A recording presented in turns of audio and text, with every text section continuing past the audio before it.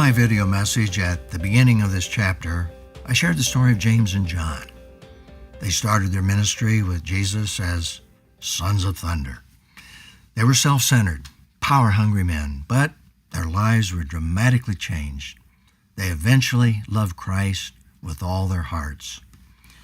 James literally gave his life in martyrdom because of King Herod's opposition to the gospel. Luke recorded this event in the book of Acts. Now, about that time, Herod the king laid hands on some who belonged to the church in order to mistreat them. And he had James, the brother of John, put to death with a sword.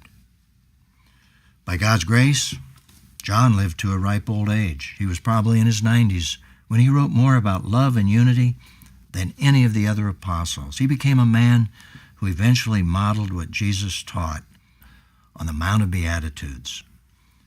Blessed are the peacemakers, for they shall be called sons of God. Before you begin your discussion on how we as men can continue to develop this quality in our lives, I want to once again take you to the upper room where Jesus had that final meal with the apostles. James and John had once again stirred up an argument as to who was to be the greatest in the kingdom. And it was in this environment that Jesus set the stage for the most significant lesson these men needed to learn. He washed their feet, and then followed this incredible example of humility with these words: "A new commandment I give you, that you love one another, even as I have loved you, that you also love one another. By this all men will know that you are my disciples if you have love for one another." Jesus had just demonstrated true humility and was illustrating his ultimate love for the whole world. Yes, they were to serve one another, even washing one another's feet, but this was not the true lesson in this foot-washing experience. John, who years later recorded Jesus' words to love one another in his gospel, also gave us the true meaning of Jesus' example and instruction in his little epistle called 1 John. Here's what he might have said: "We know love by this, that Jesus washed our feet. We also should wash one another's feet." Of course, this is not what John wrote.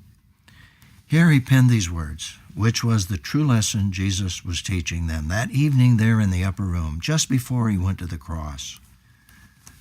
"We know love by this, that he laid down his life for us, and we ought to lay down our lives for the brethren."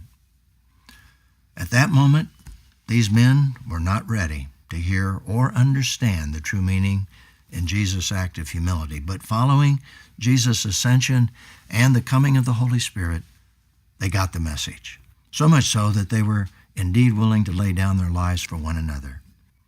So as you look at the Thinking and Growing Together section in this chapter on page 179, think together how all of you can grow in this area of being a peacemaker in all of your relationships.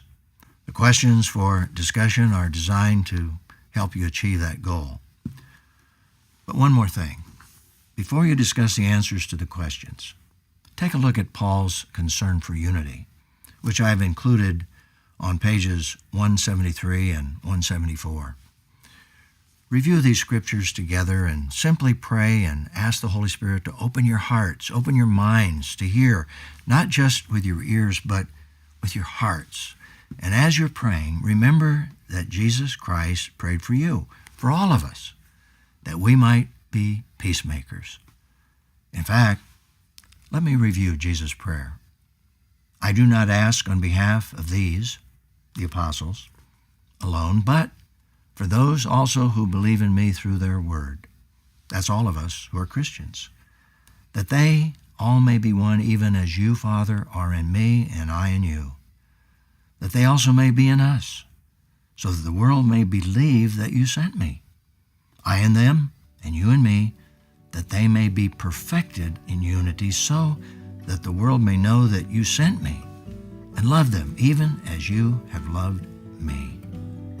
God bless you all, and have a wonderful discussion.